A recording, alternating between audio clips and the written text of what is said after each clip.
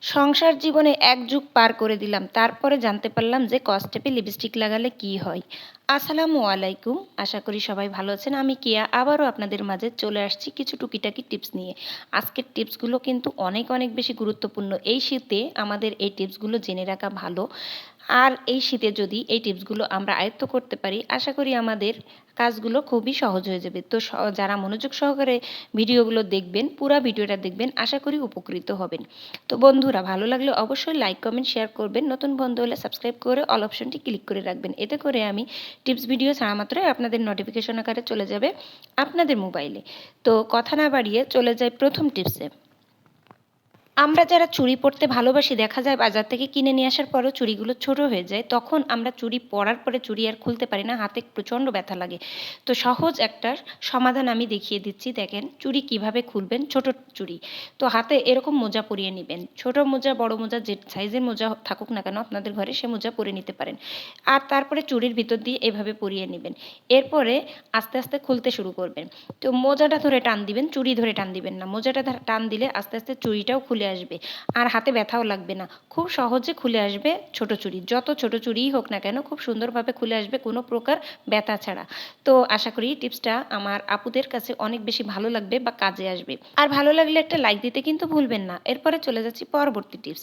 তো কসটেপ আমরা সবাই ব্যবহার করি, আর এই কসটেপের এই মাথা খুঁজে পাওয়া আমাদের কাছে খুবই একটা বিরক্তিকর বিষয়। আমরা যখন মাথাটা হারিয়ে ফেলি, খুঁজতেই থাকি।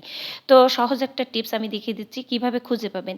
এরকম একটা লিপস্টিক নেবেন। বাতিল লিপস্টিক হলেও সমস্যা নেই, বা ব্যবহার করা লিপস্টিক হলেও সমস্যা নেই। তো এইভাবে যে কোনো সাইড থেকে দাগ দিবেন। দাগ দিলেই দেখতে পাবেন যে মাথাটা কিন্তু খুঁজে পেতে সুবিধা হবে। আর যত লম্বা দাগ দেন না কেন, আমি শুধু দেগে নিচ্ছি। এরপরে দেখেন কিভাবে টিস্যু দিয়ে একটু মুছে নেব। তো টিস্যু দিয়ে ভালো করে মুছে নেওয়ার পরে কিন্তু এর মাথাটা খুঁজে পাবো। যেখানে মাথাটা আছে সেখানে কিন্তু লাল দাগটা একদম দাগ হয়ে থাকবে, একটা শিরার মতো দাগ হয়ে থাকবে। বোঝা যাবে যে এইখানে মাথাটা আছে। তো দেখেন ক্যামেরায় ভালোভাবে আসছে না লাইটের আলোটার জন্য, কিন্তু ওইখানে একটা লাল দাগ হয়ে আছে, মানে লিপস্টিকের দাগটা পড়ে আছে। আপনাদের দেখানোর চেষ্টা করছি, দেখতে পারছেন। এই মাথাটা ধরে টান দিলেই কিন্তু কসটেপের মাথা খুঁজে পাওয়া যাবে।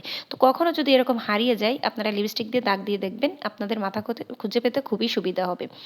আর মাথাটা খুঁজে পাওয়ার পরে আবার হারিয়ে যাতে না যায়, বা লিপস্টিক দিয়ে খোঁজা যাতে না লাগে, এখানে একটা টিস্যুর ছোট্ট একটা অংশ ছিঁড়ে নেবেন। টিস্যু বা কাগজ যেটাই হোক না কেন, তারপরে কস্টেপ মাথার একটা অংশ লাগিয়ে রাখবেন। এতে করে খুঁজে পেতে সুবিধা হবে। এরপরে চলে যাচ্ছি পরবর্তী টিপস। তো এই যে ছোট রসুনগুলো ছোলা কিন্তু খুবই ঝামেলা। বড় রসুনগুলো ছাড়ানো খুবই সহজ। আপনাদের অনেকবার আমি দেখিয়েছি, কিন্তু ছোট রসুন আমি কখনো খোসা ছাড়ানো দেখাইনি। আজকে আপনাদের দেখাবো ছোট রসুন কিভাবে খুব সহজে খোসা ছাড়ানো যায়। তার জন্য আমি পলিথিনের মধ্যে ভরে নিলাম। আর এরপরে এই যে আমি এই শিল দিয়ে একটু জোরে জোরে চাপ দিয়ে আর কি বাড়ি দিব আর কি। তো বাড়ি দিয়ে দিলেই এটা কিন্তু একেবারে ঝরঝরে হয়ে যাবে, মানে চাপা চাপা হয়ে যাবে। চাপা চাপা হয়ে গেলেই এটা বাছতে সুবিধা হবে। তো আমাদের এই ছোট রসুনগুলো খোসা ছাড়াতে গেলে নখে প্রচণ্ড ব্যথা হয়, খেতেও যেমন স্বাদ, ছুলতেও কিন্তু অনেক কষ্ট। তো এটা একেবারে কষ্ট ছাড়া, এ যখন চাপা চাপা হয়ে যাবে, খোসাটা ধরে টান দিলেই কিন্তু খোসাটা উঠে আসবে। আর অলরেডি কিন্তু ভর্তা মতো হয়েই যায়। তো ব্লেন্ডার করতেও কিন্তু সুবিধা হয়। তো এইভাবে ছোট রসুনগুলো আপনারা পরিষ্কার করে নিতে পারেন। অনেক রসুন একসাথে পরিষ্কার করে নিতে পারবেন। দেখেন খোসাগুলো কিন্তু ছড়িয়ে যাচ্ছে, আর এর ভিতর থেকে রসুনটা বেরিয়ে আসছে। আর রসুনটা অলরেডি কিন্তু থেতো করা। তো এইভাবেও রান্না করা যায়। আমরা যদি মাংসে দিই, এভাবে সরাসরিও দিতে পারবো। ব্লেন্ডার করাও লাগবে না, বা বাটা ঘষা করা লাগবে না। আশা করি উপকৃত হবেন, আর নখেও কিন্তু ব্যথা হবে না। তো যাই হোক, তারপরে চলে যাচ্ছি পরবর্তী টিপস। এই যে দেখতে পাচ্ছেন জুতা, আমাদের বাচ্চাদের জুতা হোক, বড়দের জুতা হোক, দেখা যায় জুতা রেগুলার পরলে জুতার ভিতরে একটা গন্ধ হয়ে যায়, বাজে গন্ধ হয়ে যায়। তো এই শীতের দিনে এই গন্ধটা মনে হয় ঘরের ভিতরে ঘুরে বেড়ায়, এতটাই অবস্থা খারাপ। তো কি করবেন? আমরা যে কমলা লেবুগুলো খাই, কমলা লেবুর খোসাগুলো কিন্তু ফেলে দিই। তো কমলা লেবুর খোসাগুলো এই জুতার ভিতরে দিয়ে রেখে দিবেন।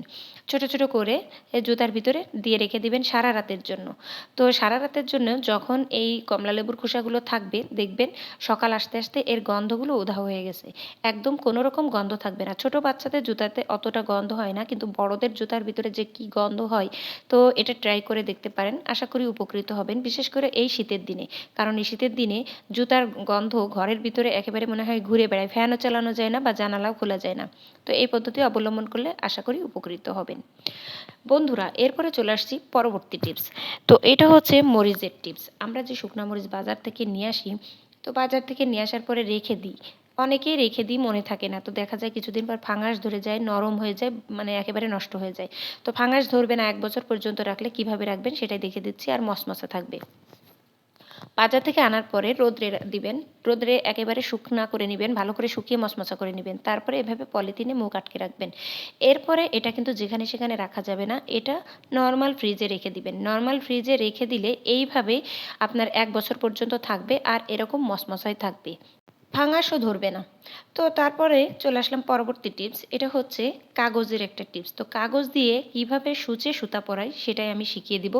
যেসব মুরব্বি আমাদের খালাম্মারা আছেন, দাদি নানিরা আছেন, তাদের জন্য আশা করি উপকৃত হবেন। তো যাদের চোখে প্রবলেম, শুয়ে সুতা পরাতে পারেন না, তাদের কিন্তু অনেকবার মানুষকে ডেকে নিয়ে আর কি সূচে সুতা পরাতে হয়। তো মানুষও বিরক্ত হয়। আর এই পদ্ধতিটা অবলম্বন করলে কাউকে ডাকা লাগবে না, নিজেরাই সূচে সুতা পরিয়ে নিতে পারবেন। তো অবশ্যই আমাদের মা খালারা যারা আছেন এই পদ্ধতি অবলম্বন করতে পারেন। তো দেখতে পেলেন কাগজটা আমি কোনাকুনি করে কেটে নিলাম, একদম একটা মাথা বের করে নিলাম। এখন কাগজের এই মাথা বরাবর সুতাটার মাথাও থাকবে, আর এই মাথাটার জন্য বের না হয় বা বাইরে চলে যায় না যায়, একদম মাথা বরাবর যেন থাকে সেদিকে খেয়াল রাখতে হবে। তো এই মাথাটা শক্ত হওয়ার কারণে সূচের ভিতরে কিন্তু চলে যাবে কাগজের মাথাটা, আর কাগজের মাথাটা যখন সূচের ভিতরে যাবে সুতাটাও চলে যাবে। তারপরে সুতাটার মাথা ধরে টান দিলেই কাগজটা সরিয়ে নিলে কিন্তু সূচে সুতা পরানো খুবই একটা সহজ বিষয়। তো কেমন লাগলো এই টিপসটা অবশ্যই জানাতে পারেন আপনাদের কমেন্টের মাধ্যমে। আর দেখতে পেলেন কত সহজে সুন্দরভাবে সূচে সুতা পরিয়ে নিলাম। বন্ধুরা, এরপরে চলে যাচ্ছি পরবর্তী টিপস। একটা কলম আমাদের যখন বাতিল হয়ে যায়, এর মুখও বাতিল হয়ে যায়। তো মুখটা দিয়ে আমরা কিন্তু অনেক কাজ করে নিতে পারি। ছোট্ট একটা কাজ আমি আপনাদের সাথে শেয়ার করব। সেটা হচ্ছে কলমের মাথাটা আমি কিন্তু একটু বাঁকা করে নিলাম, কলমের যে খাপটা দেখতে পেলেন, আর এখানে একটা ডাবল টেপ নিয়ে নিলাম। এখন এটা আমি যে কোনো সাইডে লাগিয়ে নিব। তো আমি ফ্রিজে লাগিয়ে নিব আমার। এটা কি করব জানেন? আমরা যখন বাইরে যাই দেখা যায় বাসার চাবিটা কোথায় রাখছি খুঁজে পাই না। তখন খোঁজাখুঁজি করতে গেলে অনেকটা সময় ব্যয় হয়। তো আমাদের অনেক টাকা পয়সা আছে হয়তো, কিন্তু এই চাবি রাখার জায়গা করার মতো সময় বা মনেও থাকে না। তো একদম বিনা পয়সায় এই কাজটা করে নিতে পারেন। একটা কলম দিয়ে, বাতিল কলমের মুখ দিয়ে এরকম একটা জায়গা করে নিতে পারেন। এতে করে একটা জায়গায় নির্দিষ্ট একটা জায়গা হবে, আর সেখানে চাবি রাখতে পারবেন। যখনই বাইরে যাবেন ওই নির্দিষ্ট জায়গা থেকে চাবি নিয়ে যেতে পারবেন। আশা করি আপনাদের আর খোঁজাখুঁজি করা লাগবে না এই টিপসটি ফলো করলে। এরপরে চলে যাচ্ছি পরবর্তী টিপস। তো আমরা কিচেনের কাজ যখন করি, আমরা যখন রান্না করি, দেখা যায় আমাদের রান্নাঘরে তেল কাজটা ছিটে খুবই খারাপ অবস্থা হয়ে যায়। অনেকের দেখা যায় যে রান্নাঘরে এতটাই তেল ছিটে যে রান্নাঘরে গেলে একদম কেমন একটা দেখা যায়। তো সেটা যদি আমরা কিছু কৌশল অবলম্বন করি তাহলে আর কিন্তু তেল ছেটে না। মাছ ভাজার সময় এরকম একটু লবণ দিয়ে নেবেন, তারপরে একটু ভালো করে লাগিয়ে নেবেন, তারপরে মাছ ভাজি করবেন। এতে করে এই তেলগুলো ছুটে কিন্তু চারিদিকে ছড়িয়ে পড়বে না, আর রান্নাঘরে থাকবে চকচকে পরিষ্কার। তো এই তেল ছুটে যাওয়ার কারণে কিন্তু কিচেনের চারপাশও নোংরা হয়, চুলা নোংরা হয়, আর অলটাও কিন্তু অনেক বেশি তেল চিটে হয়, আর শীতের মধ্যে পরিষ্কার করতে গেলেও সমস্যা হয়। তো দেখেন, আর এই মাছগুলো যখন লবণ দেওয়া হয় এটা কিন্তু নিচের দিকে লেগেও যায় না। শুধু যে ফ্রাই প্যানে তাই নয়, এটা যে কোনো কড়াইতে আপনারা যদি রান্না করেন লেগে যাবে না যদি লবণ দেন। তো যাই হোক, তারপরে টিপসটা হলো এই যে নখ কাটা নিয়ে। আমরা যখন নখ কাটি নখগুলো চারিদিকে ছড়িয়ে যায়, এটাই স্বাভাবিক। তো নখ চারিদিকে ছড়িয়ে গেলে অনেক সময় দেখা যায় খাবারের মধ্যেও চলে যায়। তো আমরা তখন খোঁজাখুঁজি করি। তো এটা খুবই একটা ঝামেলার বিষয়। এই ঝামেলা না করে আমরা একদম সহজ একটা উপায় অবলম্বন করতে পারি। তার জন্য আমি এখানে কসটেপ নিয়ে নিয়েছি। তো কসটেপ এখানে আমার 2টা অংশে আর কি কেটে নিব, 2 সাইডে লাগিয়ে নিব, নেল কাটারের 2 সাইডে। তো কীভাবে লাগাচ্ছি আপনারা দেখেন, আর দেখেই বুঝতে পারবেন যে কতটা ইজি একটা ব্যাপার। আর এই পদ্ধতি অবলম্বন করলে আপনাদের আশা করি এই নখ ছুটে যাওয়া ঝামেলা থাকবে না, আর নখ খুঁটে খুঁজে খুঁজে বের করার ঝামেলাটা থাকবে না। বন্ধুরা দেখেন এক সাইডে আমি লাগিয়ে নিলাম, এরপরে আমি আরেক সাইডে লাগিয়ে নিচ্ছি। এরপরে নখ কেটে দেখবেন নখটা ছুটে কোথাও যাবে না, আর নখটা এই কসটেপের সাথে আটকে থাকবে। আর কসটেপের সাথে আটকে থাকার কারণে নখ কাটা শেষ হয়ে গেলে এই কসটেপটা খোলার পরে দেখা যাবে এর আঠার সাথে আটকে আছে। আর যদি নখগুলো ছুটে যায় তাহলে একটা একটা করে খুঁটে খুঁটে বের করতে হয় কোথায় আছে। কখনো কখনো বাচ্চারাও মুখে দিয়ে দেয়, বিছানার পরে বা সোফার পরে কোথাও থাকলে বাচ্চারাও মুখে দিয়ে দেয়। তো সাবধানতা অবলম্বন করা সবার জন্যই উচিত।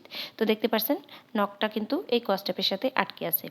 তো আশা করি আজকের টিপসগুলো আপনাদের কাছে ভালো লেগেছে। ভালো লাগলে অবশ্যই লাইক কমেন্ট করবেন, নতুন বন্ধু হলে সাবস্ক্রাইব করে রাখবেন। আর আমি ইউটিউবে একদম রেগুলার হতে পারি না, তবে রেগুলার হওয়ার চেষ্টা করছি। আপনাদের দোয়া ও ভালোবাসা আমার জন্য অনেক অনেক প্রয়োজন। আপনাদের দোয়া ও ভালোবাসা পাইলে অবশ্যই রেগুলার হয়ে যাব। আমার জন্য বেশি বেশি দোয়া করবেন, আমার বাচ্চাদের জন্য বেশি বেশি দোয়া করবেন। আবারও নতুন ভিডিও নিয়ে আপনাদের মাঝে হাজির হয়ে যাব। সবাই ভালো থাকবেন, সুস্থ থাকবেন।